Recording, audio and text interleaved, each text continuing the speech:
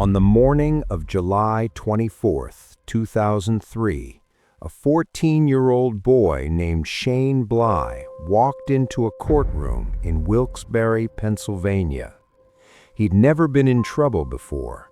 No criminal record, no prior hearings. The charge against him was minor, a trespassing complaint after he and some friends were found on an empty property near their school. His mother sat in the gallery. She assumed they'd get a warning, maybe a fine, maybe community service. That's what happened to kids like Shane. That's what was supposed to happen. The judge looked up from the bench. The hearing lasted 90 seconds. Shane Bly was sentenced to 3 months in a private juvenile detention facility 60 miles from home. His mother reached for her phone and hit record. She didn't know it yet, but that recording and thousands of stories just like Shane's were about to expose one of the most calculated acts of judicial corruption in American legal history. If this first 60 seconds already has you, you're going to want to be here for what comes next. Subscribe, bell on, let's continue. The case is known simply as Kids for Cash.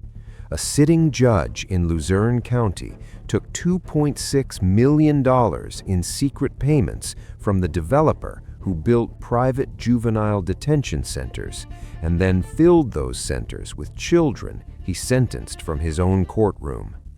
My name is Investigator Sam, and this is what actually happened inside Luzerne County's family court between 2003 and 2008, and why it took so long for anyone to stop it.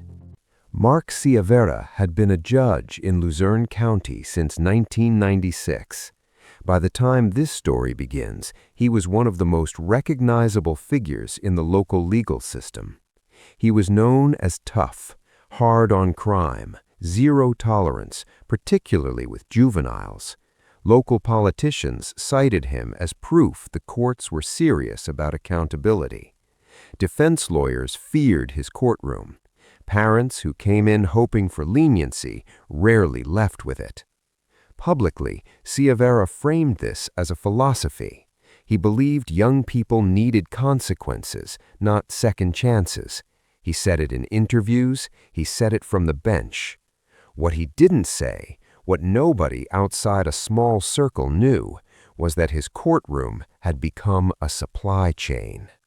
In 2002, a developer named Robert Maracle proposed building 2 new private juvenile detention centers in Luzerne County, PA Child Care and Western PA Child Care. The county had a public facility. It wasn't full. There was no obvious need for more beds. But Maracle had a plan for keeping those beds occupied, and Ciavarella, along with fellow judge Michael Kinahan, had a plan for getting paid. Between 2003 and 2008, the numbers out of Luzerne County's juvenile court were extraordinary. The county was sending children to detention at nearly double the Pennsylvania state average. Kids were arriving in Ciavarella's courtroom without lawyers. Hearings were lasting less than 2 minutes. Children who had never offended before were being sent away for months. One girl was sentenced for creating a spoof MySpace page mocking her school's vice principal. A boy was sentenced for getting into a minor fight on a basketball court. Another child was detained after stealing a jar of loose change from a relative's home. Defense attorneys in the county began comparing notes. Something was wrong, profoundly, systematically wrong. But when they raised concerns, the system absorbed them. Ciavarella was a respected judge. His sentencing record was aggressive, yes, but aggressive wasn't illegal. What they didn't know yet was that by the time the first complaints were being filed, the FBI had already been watching. But here's where it gets worse, because investigators hadn't yet found the bank account. Federal investigators had opened a financial inquiry into Luzerne County's court system in 2007. What they found in Ciavarra's financial records wasn't subtle. Between 2002 and 2006, Robert Maracle had paid Ciavarella and Kanahan a total of $2.6 million. The money had been transferred through a consulting company. It was described on paper as legitimate payments for legal services. There were no legal services. There was no consulting. There was only a judge with a courtroom and a developer with empty cells, and an arrangement between them that turned children into revenue. For every juvenile Ciavarella sentenced to Maracle's facilities, the county paid a per diem rate. The longer the sentences, the more the county paid. The more the county paid, the more profitable the facilities became.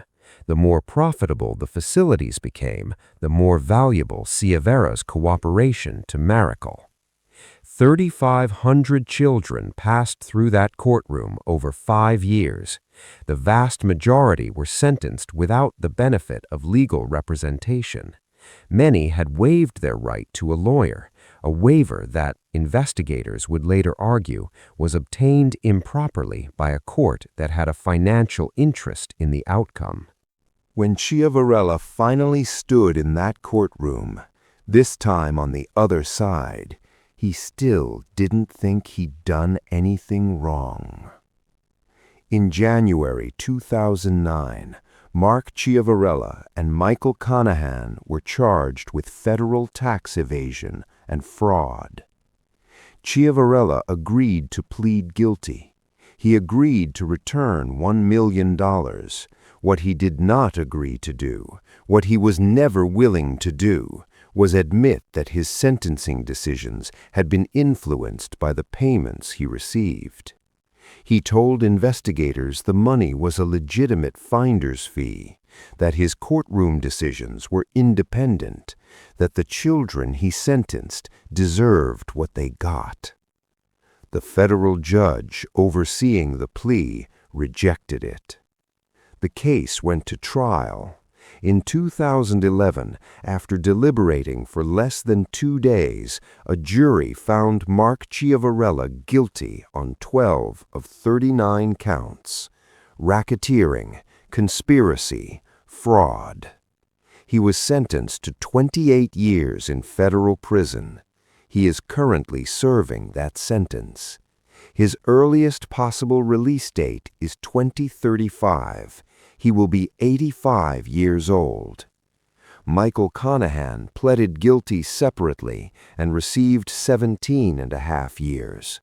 Robert Maracle, the developer who paid them, cooperated with federal prosecutors and received 12 months. But here's what the headlines didn't tell you. Hundreds of the children Ciavarella sentenced never had their records cleaned. Some are still living with the consequences today. In 2009, the Pennsylvania Supreme Court vacated over 4,000 juvenile adjudications that had passed through Ciavarella's courtroom. Thousands of criminal records were expunged. Families received letters telling them their children's convictions no longer existed. For many of those families, the letter arrived too late. Children who had been sent away during critical years of their education came home to find they had fallen behind, that their social relationships had fractured, that the experience had altered them in ways that a legal document couldn't undo. Some developed long-term anxiety and depression. Some never finished school. Some ended up in the criminal justice system again, not because of who they were, but because of what had been done to them. Hundreds of families filed civil suits. Many settled. The amounts were never made fully public. Pennsylvania passed new legislation strengthening juvenile defendants' right to counsel and requiring court-appointed lawyers for all children facing detention. It was called, informally, the Ciavarella Law. The 2 private detention facilities at the center of the scheme were eventually shut down. Mark Ciavarella didn't operate in secret. He operated in a courtroom, in front of clerks, bailiffs, prosecutors, and defense attorneys.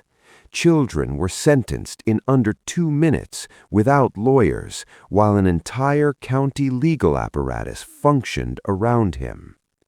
The question that stays with me isn't whether Ciavarella was corrupt. It's how a system staffed by lawyers, public officials, and trained legal professionals watched 3,500 children pass through an arrangement like this and said nothing for 5 years. Was this one judge's greed, or is it proof that institutions protect themselves before they protect the people inside them? I want to know what you think.